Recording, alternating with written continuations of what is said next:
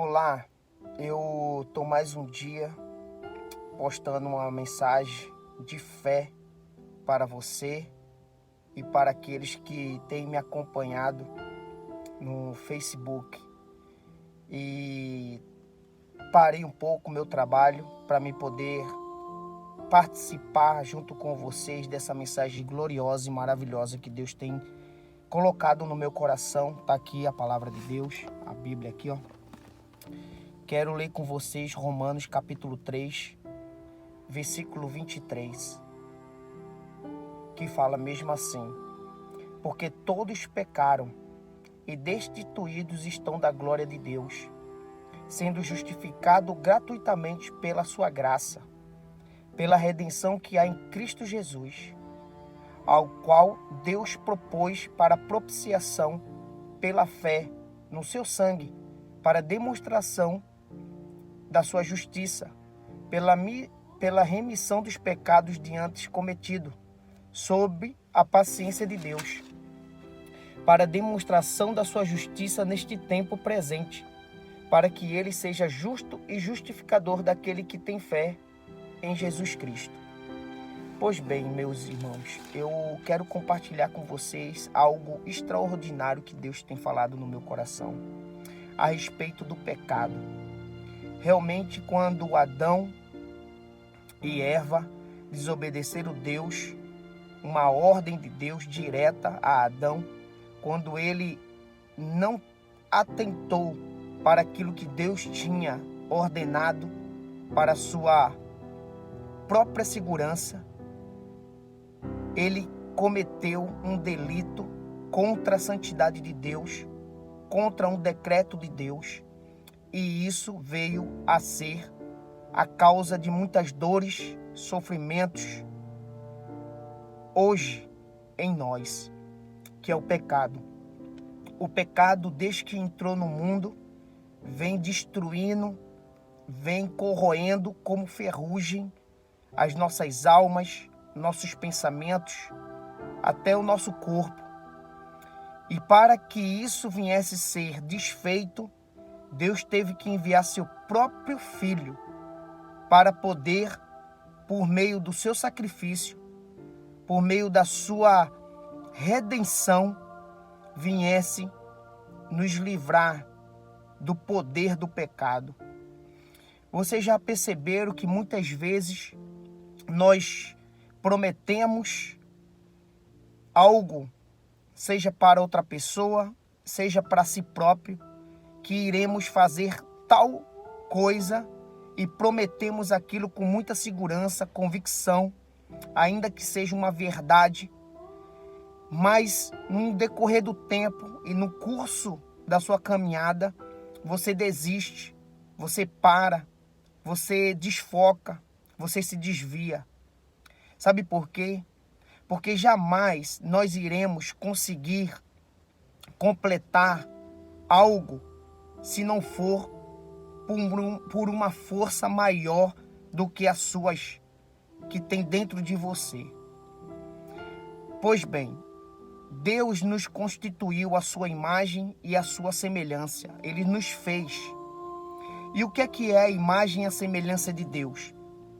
Não é que Deus se parece comigo ou com você, em figura. Não é isso. Deus fez nós como a sua imagem e a sua semelhança por causa dos seus atributos, por causa da sua essência.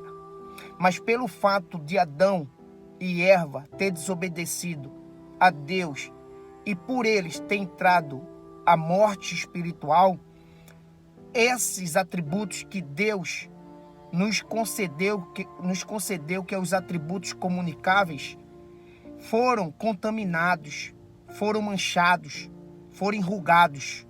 E com isso, muitas pessoas não conseguem exercer o que deveria exercer, que é compaixão, misericórdia, amor,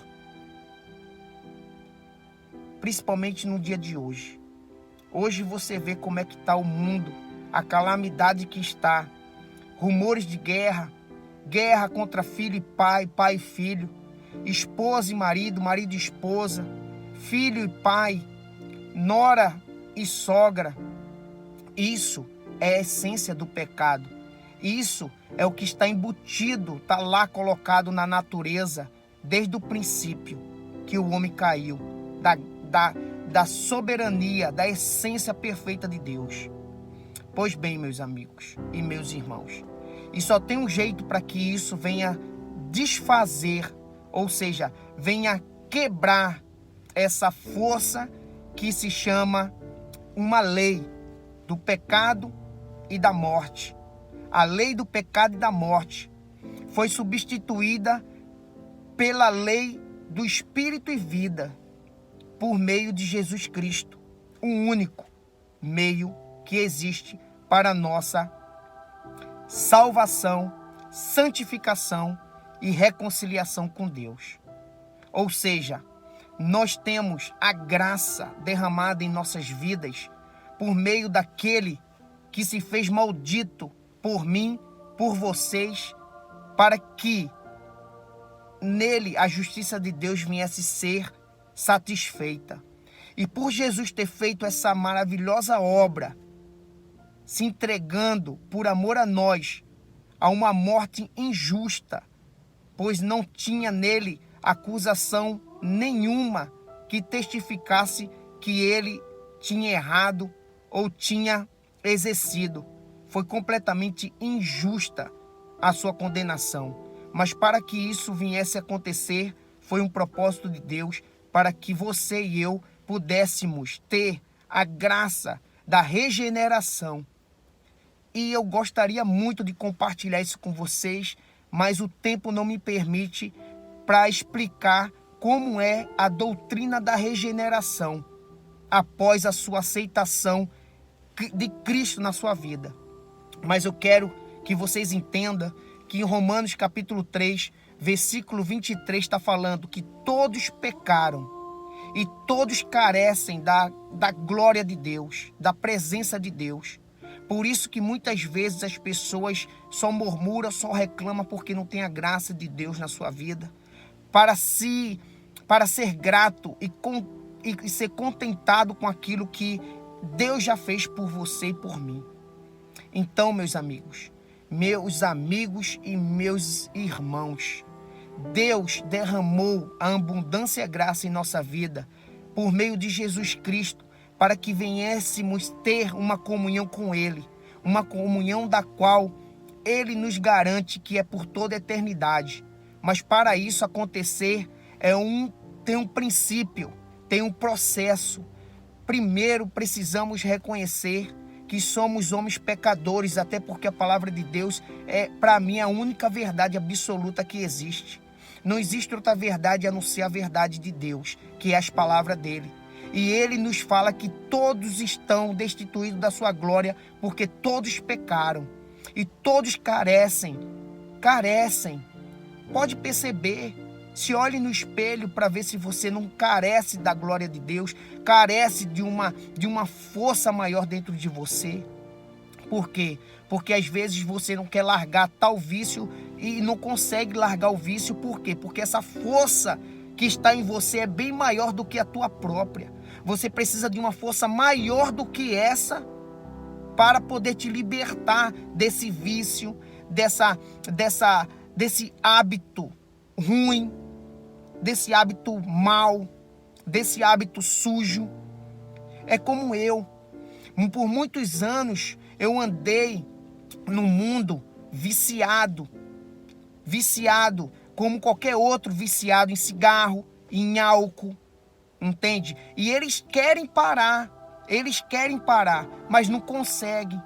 É que nem um dos meus colegas de trabalho aqui falou para mim que ele bebe demais, ele não gostaria de beber do jeito que ele bebe, porque ele perde o final de semana dele bêbado, caído na casa dele, de tanta bebida que ele consome. Só que ele não consegue largar esse vício. Parece que tem uma força prendendo ele ali. Ele até chega a falar isso. Tem uma força me prendendo ali. E eu falei para ele, realmente você está num discernimento certo. Tem uma força realmente prendendo você. E só pode ser quebrada essa força por meio da graça de Deus na tua vida. Então, meus irmãos, Então, meus queridos, muitas pessoas sofrendo, e até mesmo você deve ter algum vício que talvez queira largar desse vício, mas não consegue. Seja uma mentira, seja o vício do engano, seja o vício da soberba, os vícios mais simples que nós achamos dentro de nós, o orgulho, entende? E nós não conseguimos deixar isso. E só vamos conseguir no dia que se dobrarmos diante de Deus, no nosso quarto, e reconhecermos que somos pecadores e precisamos da graça de Deus para que Ele faça de nós uma nova criatura.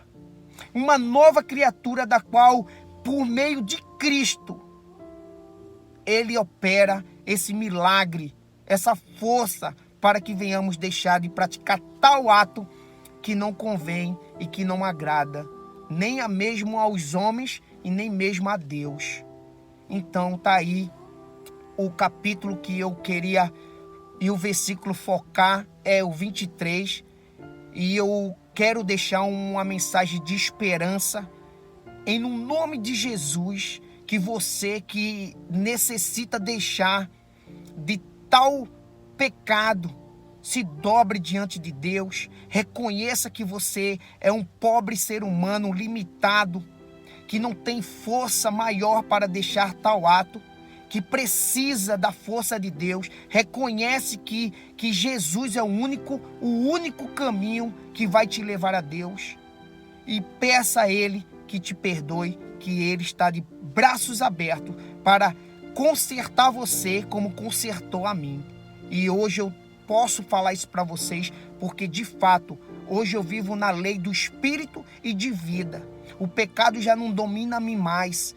Pelo contrário, eu domino o pecado, porque eu posso hoje dizer: não te aceito o pecado, eu não te quero pecado. Sabe por quê? Porque agora opera em mim uma nova lei, a lei do Espírito e de vida.